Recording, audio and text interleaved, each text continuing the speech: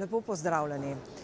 Ta teden smo poslanci v Evropskem parlamentu v Bruslju, kjer se pripravljamo na plenarno zasedanje, ki bo potekalo naslednji teden v Strasbourgu. Naše delo je predvsem delo v političnih skupinah, kjer pač razpravljamo o tem, kako bomo naslednji teden glasovali. Zagotovo zelo pomembna tema je razvojna strategija Evropske unije od leta 2010 do 2020. Namreč do leta 2010 velja še Lizbonska strategija in čas je že, da pripravimo zdaj novo skupno pot do leta 2020. No, o tem, kako pomemben je ta dokument, zagotovo priča tudi dejstvo, da je pokroviteljstvo nad pripravo tega dokumenta prevzel predsednik sveta gospod Rompuy. V naši politični skupini, torej v skupini Evropskih ljudskih strank, smo večkrat razpravljali na to temo in naj danes predstavim nekaj poudarkov.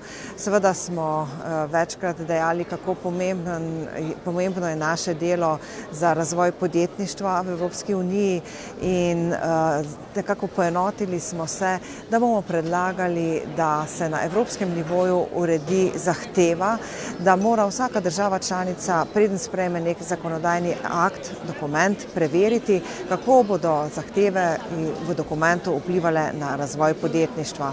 Mnogo smo govorili tudi o investicijah v raziskave in razvoj, ki naj bi pospešile inovativnost, s tem, da smo poudarili, da so pomembne tako vlaganja javnega denarja, kot tudi spodbude za privatni sektor, da bo več vlagal v raziskave in razvoj.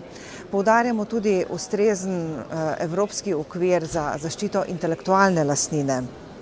Pomembna je tudi kohezijska politika. Evropa dejansko vse bolj postaja Evropa regij in poskrbeti moramo za to, da bodo te regije konkurenčne in da bodo ustrezno reševale demografski problem in tudi probleme podnebnih sprememb. No, seveda pa je zelo pomemben tudi resnično delujoč notranji trg. To pomeni ne le implementacija zakonodaje, ampak da je ta tudi smiselna in da poteka seveda tudi ustrezen nadzor. No, sredo popoldan pa bomo veliko časa posvetili podnebnim spremembam in znanstvenim dognanjem v zvezi s tem. Vemo, da je to zelo vroče vprašanje, do katere mere zaupati znanstvenikom, ali je prišlo tu do raznih pomot.